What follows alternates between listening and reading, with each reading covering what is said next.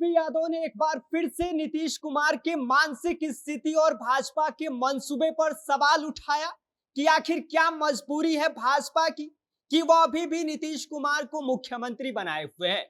तेजस्वी यादव ने यह भी सवाल उठाया कि जब उपराष्ट्रपति जगदीप धनखड़ स्वास्थ्य कारणों से इस्तीफा दे सकते हैं तो नीतीश कुमार क्यों नहीं, जबकि नीतीश कुमार की सरकार में लॉ एंड ऑर्डर भी ध्वस्त है, चारों तरफ हाहाकार मचा हुआ है और अपराधियों का बोलबाला है।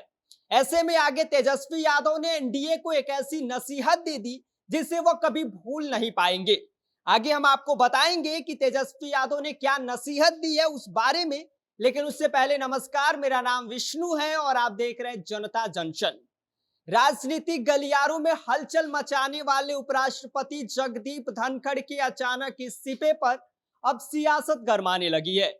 आरजेडी नेता तेजस्वी यादव ने इस मुद्दे पर सवालों की बौछार कर दी और तेजस्वी यादव का कहना है कि इस्तीफा लिया गया है, दिया नहीं गया है। अब असली बात तो धनखड़ जी ही बता सकते हैं कि इसके पीछे की कहानी क्या है, लेकिन जनता को बेवकूफ समझना ठीक नहीं है।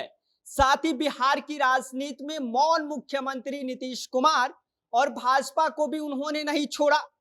भाजपा और नीतीश कुमार को आड़े हाथ लेते हुए राज्य की कानून व्यवस्था पर उन्होंने कहा कि मौजूदा सरकार में कानून व्यवस्था पूरी तरह से फेल है।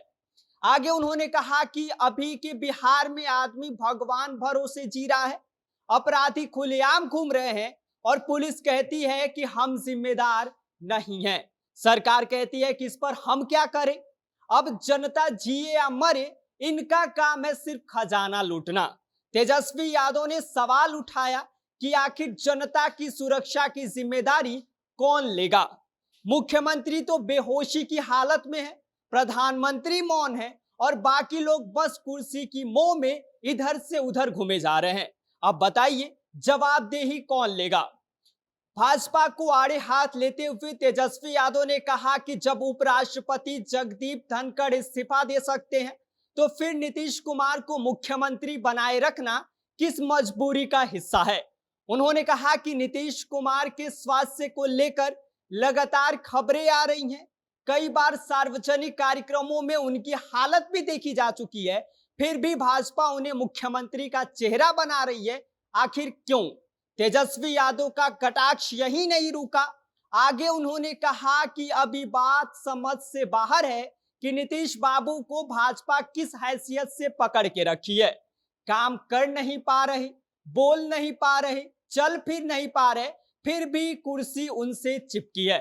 लगता है भाजपा के पास कोई दूसरा चेहरा नहीं है। तेजस्वी यादव ने उपराष्ट्रपति पद के लिए नीतीश कुमार के नाम पर चल रही चर्चाओं को लेकर भी भाजपा की राजनीति पर सवाल उठाया।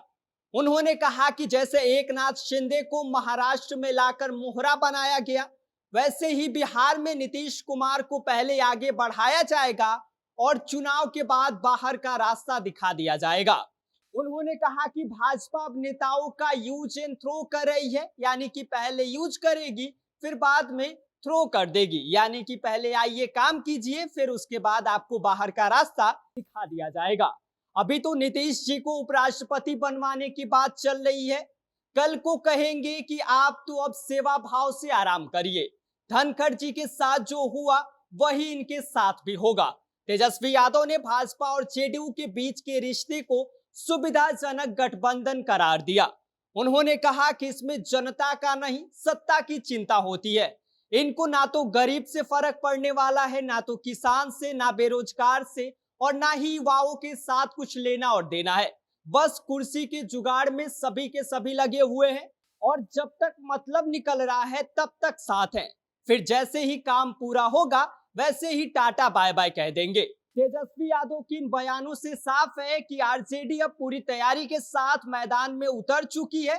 चाहे उपराष्ट्रपति का मामला हो, चाहे मुख्यमंत्री की भूमिका, तेजस्वी हर मोर्चे पर सत्ता पक्ष को घेराबंदी कर रहे हैं।